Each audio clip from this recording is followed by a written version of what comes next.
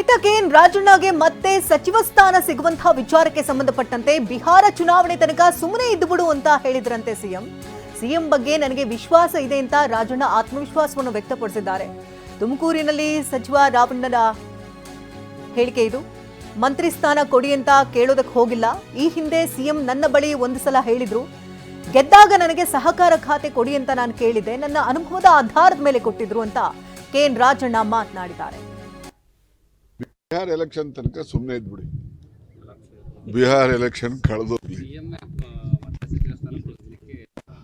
ನೋಡಿ, ಸಿಎಂ ಬಗ್ಗೆ ನನಗೆ ವಿಶ್ವಾಸ ಇದೆ.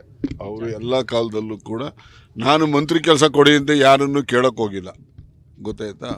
ಕಳೆದ ಚುನಾವಣೆಯಲ್ಲೂ ಅಷ್ಟೇ, ನೀನು 18 ಸೋತ್ಬಿಟ್ಟೆ ಕಣ, ನೀನು ಮಂತ್ರಿ ಮಾಡ್ತಿದ್ದೆ, ನಿನ್ನ ಜಾಗದಲ್ಲಿ ತೊಗೊಂಡೋಗಿ ನಾನು ಅವ್ರನ್ನ ತುಕಾರಾಮ್ ಮಾಡಿದೆ ಅಂತ ಒಂದ್ಸರಿ ಅವರೇ ವ್ಯಕ್ತ ಮಾಡಿ ಸೋತ್ಬಿಟ್ಟಿದ್ದೆ. ಅವಾಗ ಸರಿ, ನನಗೇನಿಲ್ಲ, ಮೊನ್ನೆ ಗೆದ್ದೋದೆ, ಮತ್ತೆ ನಾನು ಸಹಕಾರಿ ಇಲಾಖೆ ಕೊಡ್ರಿ ಅಂತ ಕೇಳಿದೆ. ಏನೇ ಆಯ್ತು ಅದ್ರೊಳಗೆ, ಅದು ಯಾಕೆ ಕೇಳಕ್ ಹೋತೀಯ ಅಂತ ಅಂದರು. ಏನನ್ನ ಇರಲಿ ಇಲ್ಲದೆ ಇರಲಿ ಸರ್, ಅದು ನನ್ನ ಒಂದು ರಾಜಕೀಯದ ಬೆಳವಣಿಗೆಗೆ ಕೆಲಸ ನನಗೆ ಸಹಾಯ ಮಾಡಿರೋಂಥ ಒಂದು ಸಹಕಾರಿ ಆಂದೋಲನಕ್ಕೆ ನ್ಯಾಯ ದೊರಕಿಸ್ಕೊಡ್ಬೇಕು ನನ್ನ ಅನುಭವದ ಆಧಾರದ ಮೇಲೆ ಅಂತೇಳಿ ಕೇಳಿದೆ. ಕೊಟ್ಟರು.